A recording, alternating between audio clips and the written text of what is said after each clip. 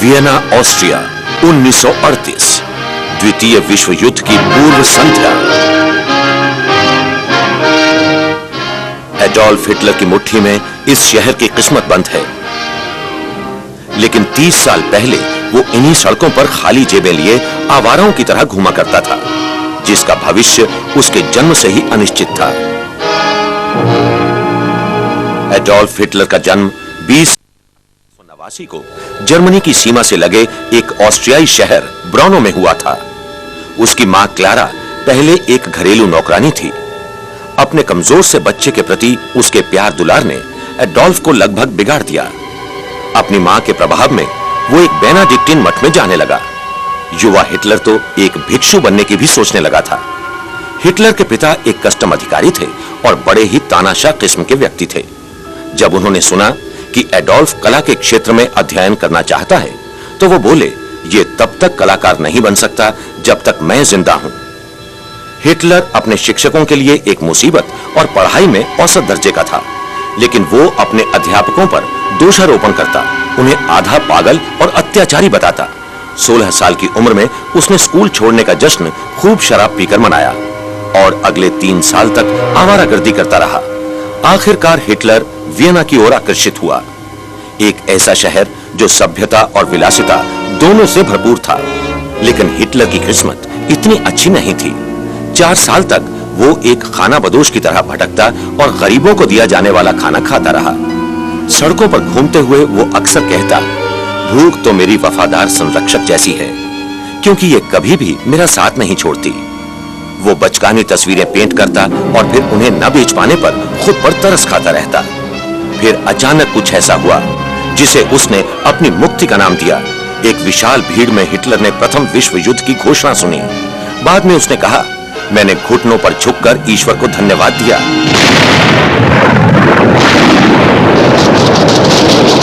Hitler के लिए युद्ध हताशा से मुक्ति का एक मार्ग था। हिटलर लिखता है, युद्ध की मारकाट मुझे खुशी और सुकून देती है।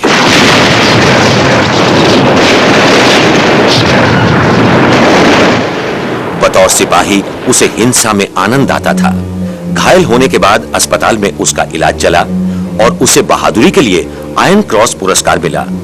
लेकिन उसके सैनिक साथी युद्ध के प्रति उसके जुनून की वजह से उसे नापसंद करते थे। हिटलर जब युद्ध के बाद जर्मनी लौटा तो वहां हिंसा का दौर था। जर्मन लोग अपनी हार से दिल मिलाए हुए थे। कम्युनिस्ट, सोशलिस्ट और प्रतिक्रियावादी ग्रुप सत्ता के लिए जूझ रहे थे। लिहाजा हर तरफ दंगे और विद्रोह ही नजर आ रहे थे। हिटलर को एक कट्टरवादी गुट जर्मन वर्कर्स पार्टी की जासूसी करने के लिए जर्मनी की सरकार से पैसा मिलता था। लेकिन इस गुट की मुखबरी के बजाय वो इसी का सदस्य बन गया। हिटलर को क्रांतिकारी योजनाएं बनाने में बड़ा आनंद मिलता था, क्योंकि इससे उसे जीवन के खालीपन का एहसास कम होता था। हिटलर बड़ा निर्दयी और एक तेज तर्रार प्रदर्शनकारी था और जल्दी ही उसने पार्टी की लगाम संभाल ली। इसका नाम बदलकर नेशनलिस्ट, सोशलिस्ट या नाजी पार्टी रख दिया गया और इसका प्रोग्राम समाज के असंतुष्ट निम्न वर्ग को अपनी तरफ खींचना था। हिटलर का कहना था, अमीरों को लूटो और गरीबों को दो। उसने युद्ध में पराजित जर्मनी के लोगों से कहा, हमें एक नया मजबूत जर्मनी बनाना होगा। जब कभी वो लिखता या बोलता था तो शाश्वत संघर्ष, महारत, युद्ध और रक्त जैसे शब्दों की अधिकता रहती। उसका कहना था, नेता होने का मतलब है अवाम को मंत्रमुग्ध कर देना और अवाम को सम्मोहित करने में मेरा कोई जवाब नहीं। उसने अपनी निजी सेना ब्राउन शर्ट्स में सड़क छाप गुंडों, आवारा और शातिर बदमाशों को शामिल कर लिया। इन लोगों का काम था लोगों के सिर फोड़ना और राजनीतिक विरोधियों को आतंकित करना। इन बदमाशों के साथ हिटलर जर्मनी में एक छोटी मोटी मगर शातिर शख्सियत बन गया। ताकत के इस एहसास ने हिटलर का दिमाग चढ़ा दिया। उसके दिमाग में एक अविश्वसनीय सी योजना आकार लेने लगी। हालांकि उसके अनुयायियों की संख्या कुछ हजार ही थी, लेकिन उसने शपथ ली कि वो जर्मनी की सरकार का तख्ता पलट कर ही रहेगा। वो जर्मनी का तानाशाह होने के सपने देख रहा था। 1923 में एक बियर हॉल में बैठक करने के बाद हिटलर ने अपने शागिर्दों का जुलूस म्यूनिख की सड़कों पर से गुजारा।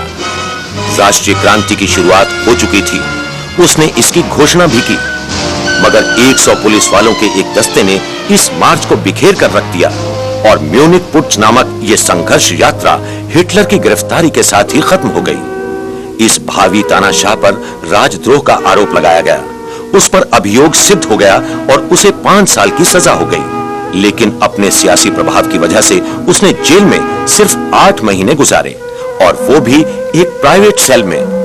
उसने जेल में मेन कैंप यानी मेरा संघर्ष नामक एक अजीब किताब भी लिखी, जो उसकी रिहाई के बाद छपी। ये मनगढ़ंत इतिहास, साम्यवाद यानी सेमिटिज्म विरोधी और उसकी उस शानदार योजना का बखान करती है जिसके तहत वो न सिर्फ जर्मनी बल्कि पूरे यूरोप पर राज करना चाहता था। शुरू में किसी ने भी मेन कैंप की तरफ ध्यान नहीं दिया। खुद हिटलर को लोग पूरे देश में मजाक का पात्र समझ रहे थे। फिलहाल जर्मनी किसी ऐसे सियासतदान को सत्ता सौंपने के मूड में नहीं था जिसका जीवन अपराधमय था और मूछें चार्ली चैपलिन जैसी।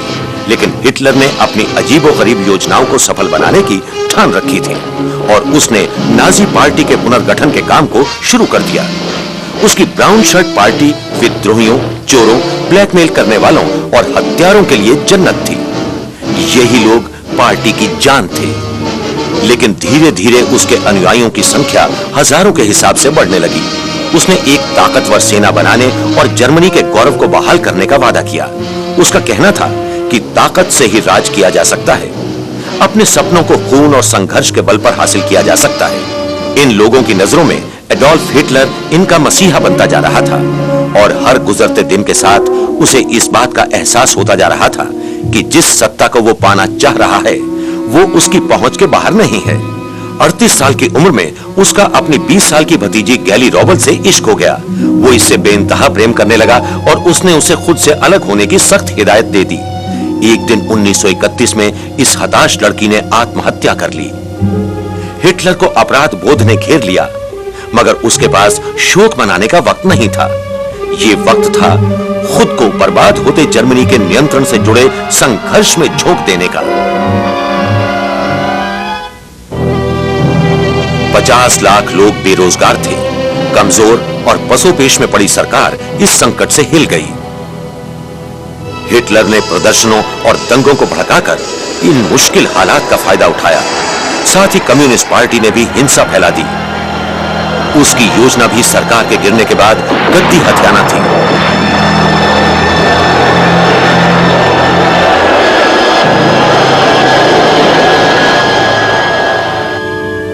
जर्मन गणराज्य के राष्ट्रपति हिंडनबर्ग की उम्र 84 साल थी।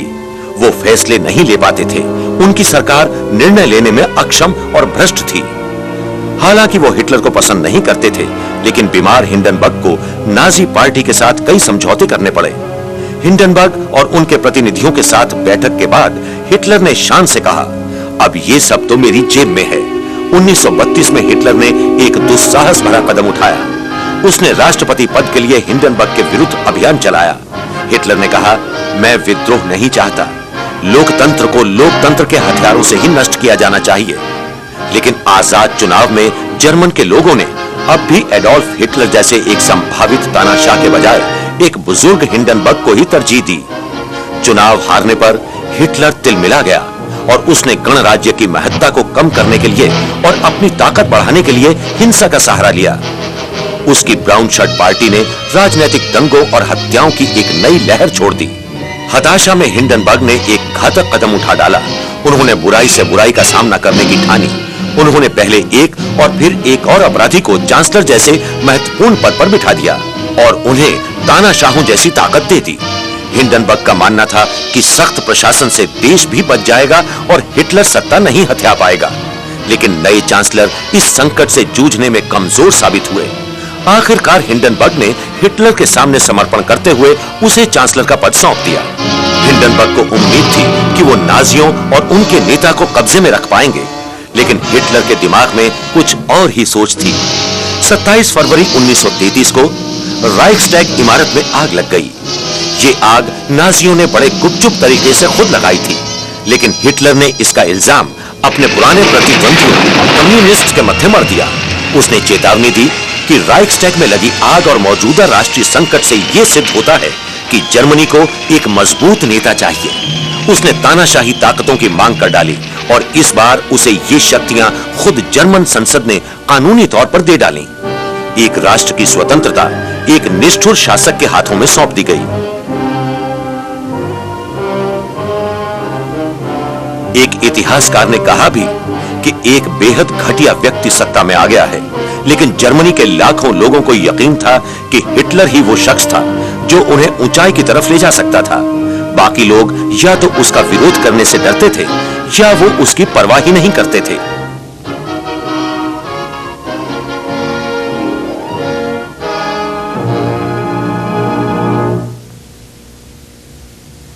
जर्मनी अब हिटलर के कब्जे में था, लेकिन उसकी हवस कहीं ज्यादा थी। उसने शपथ ली कि चाहे जो कीमत चुकानी पड़े वो पूरे यूरोप को हथिया कर छोड़ेगा।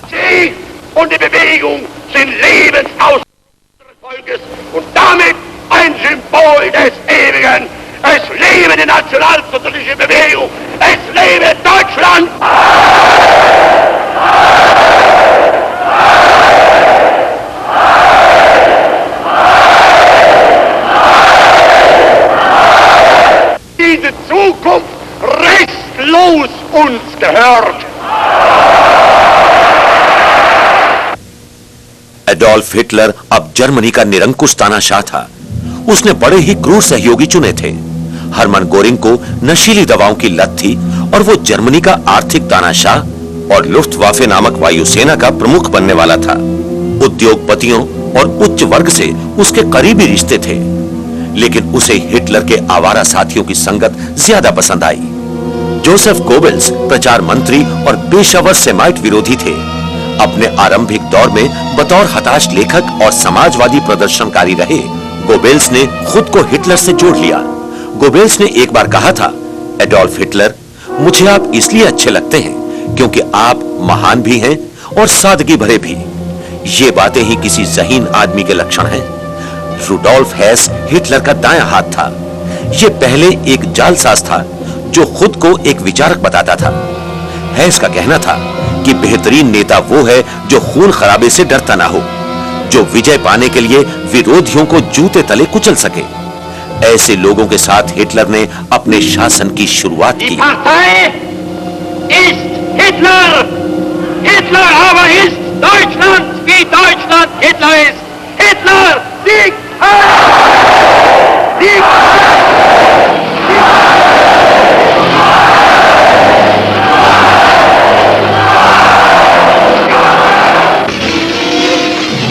किताबें जला दी जानी चाहिए क्योंकि विचार खतरनाक होते हैं। देश की प्रेस और संस्कृति पर सरकार का नियंत्रण होना चाहिए। अन्य सभी राजनीतिक दलों को कुचल दिया जाना चाहिए। आर्य सर्वोच्च है। इस आधार पर यहूदियों जैसे एक लाचार अल्पसंख्यक समुदाय पर खूब अत्याचार किए गए। उनके कारोबारों का बहिष्कार किया गया। सड़कों पर उनकी पिटाई की गई। सार्वजनिक और पेशावर जीवन से उन्हें निकालकर बाहर कर दिया गया। जर्मनी एक दुस्वप्न बनता जा रहा था। पर ज्यादातर जर्मन नागरिक बढ़ते आतंक की अनदेखी कर रहे थे। एडोल्फ हिटलर उन्हें वो सब दे रहा था जो वो चाहते थे। वो कहता था कि वो गरीबों का दोस्त है। वो बेरोजगारों को सार्वजनिक निर्माण परियोजनाओं और शस्त्र निर्माण जैसे कामों में नौकरियां दे रहा था।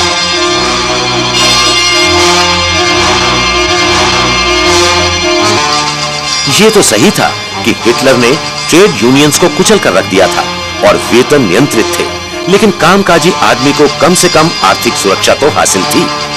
लिहाजा उसने ना चाहते हुए ही सही मगर अपनी आजादी का परित्याग कर दिया। उद्योगपतियों ने भी हिटलर को स्वीकार कर लिया क्योंकि उनसे वादा किया गया था कि नाजियों के लिए हथियार बनाने से उन्हें भारी मुनाफा मिलेगा। जर्मनी खुशहाल था। गिने चुने जर्मन नागरिक ही ये सोचते रहे होंगे कि वो एक ऐसे राजनीतिक गैंगस्टर के पीछे लग गए हैं जो यूरोप को हथियाने के लिए तैयार है।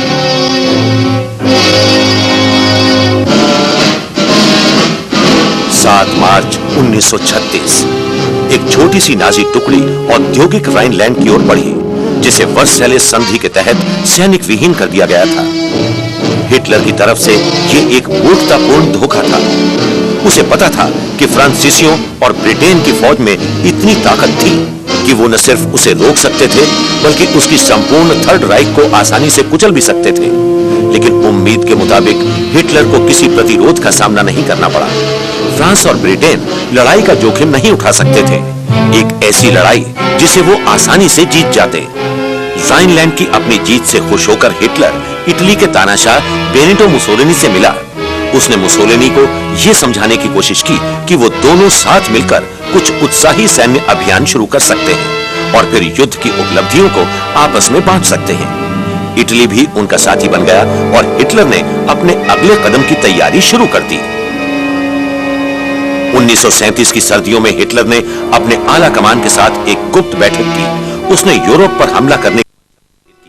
उसके जनरल हैरान हो गए। उन्होंने हिटलर को चेतावनी दी कि जर्मनी अब भी काफी कमजोर है और फ्रांस और ब्रिटेन की सेनाएं उसे आसानी से बर्बाद कर सकती हैं। लेकिन हिटलर अब अपनी हसरत को दबा नहीं पा रहा था। 13 मार्च 1938 को हिटलर की सेना अस्थायी ऑस्ट्रिया में बढ़ती चली गई। एक बार फिर ब्रिटेन और फ्रांस ने कुछ नहीं किया।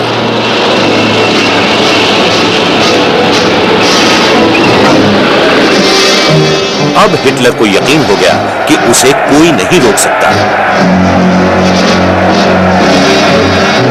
वो वियना में बड़े धमाके से दाखिल हुआ, जहां 30 साल पहले वो एक नाकामयाब शख्स था। वो एक पुराना हिसाब चुकता कर रहा था।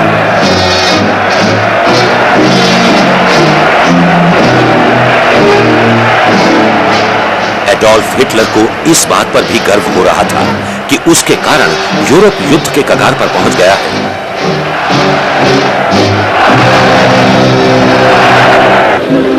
म्यूनिक 29 सितंबर 1938। ब्रिटेन और फ्रांस ने शांति बनाए रखने की भरपूर कोशिश की। ब्रिटेन के प्रधानमंत्री नेविल चैम्बरलेन और फ्रांस के प्रधानमंत्री एडवर्ड डेलाडियर हिटलर और मुसोलिनी से मिलने आए। हिटलर ने मांग की कि उसे सुडेटनलैंड दिया जाना चाहिए, जो कि चेकोस्लोवाकिया का एक चौथाई हिस्सा था, या फिर इन देशों को युद्ध के लिए तैयार रहना चाहिए। चैम्बरलेन हर कीमत पर युद्ध टालना चाहते थे और उन्होंने आखिरकार कई महीनों के बाद चेकोस्लोवाकिया हिटलर के हवाले कर ही दिया। लगा कि जीत के प्रति हिटलर का जुनून फिलहाल शांत हो गया है। चैम्बरलेन लंदन लौट गए, मगर उन्हें यह नहीं मालूम था कि हिटलर ने उन्हें निजी तौर पर एक छोटा सा कीड़ा कहा था। चैम्बरलेन ने अपने देश और पूरी दुनिया को संबोधित करते हुए कहा, दोस्तों, हम पूरे सम्मान के साथ शांति को जर्मनी से डाउनिंग स्ट्रीट तक ले आए हैं। अब कम से कम अमन चैन तो रहेगा। कल दोपहर हिटलर के साथ मेरी लंबी बातचीत हुई। उन्होंने दो टूक बात की, लेकिन दोस्ताना लहजे में। मुझे इस बात से संतुष्टि है कि हम दोनों समझते हैं कि एक दूसरे के दिमाग में क्या है। चेकोस्लोवाकिया की समस्या का समाधान निकाल लिया गया है और मेरे ख्याल से ये उस एक बड़े समझौते की शुरुआत है जिससे पूरे यूरोप को शांति नसीब होगी।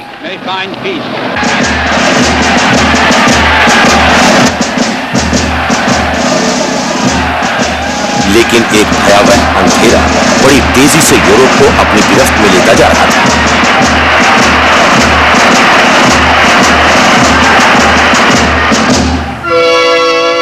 हिटलर और दूसरे इलाके हथियाने की उसकी मंशा के बीच सिर्फ सोवियत संघ ही एक दमदार सैन्य शक्ति थी जो टिकी हुई थी। लिहाजा 1939 के अगस्त महीने में उसने स्टालिन के साथ हमला न करने की संधि पर दस्तखत किए। इस संधि से सारी दुनिया स्तब्ध रह गई। इस संधि के बल पर हिटलर अब जो चाहता कर सकता था।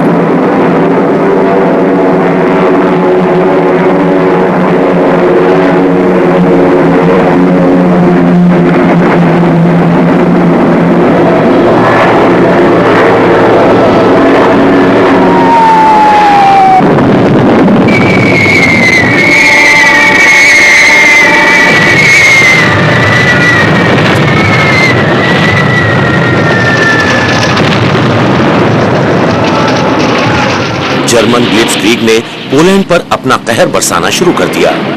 ये इतिहास के एक सबसे भयावह युद्ध की शुरुआत थी।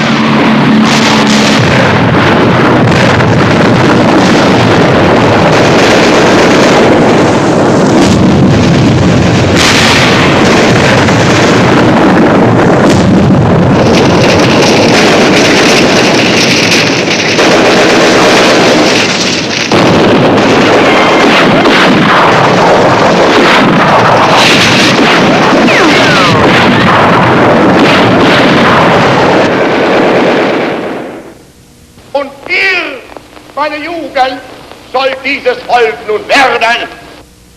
एडोल्फ हिटलर ने अपने नागरिकों से कहा कि जर्मन ही सबसे बढ़िया नस्ल निकलेगी और वो पूरी दृढ़ता के साथ उन्हें महानता के मार्ग पर ले जाएगा। उसने कहा, थर्ड राइक की उम्र 1000 साल की होगी। Und ihr müsst euch schon dafür erziehen. Adolf Hitler अब बड़ा बेताब था। या तो उसे पूरे यूरोप को जीतना होगा या फिर उसका और थर्ड राइक का अंत हो जाएगा। Friedlieben und aber auch tapfer ist. Und ihr müsst friedfertig sein.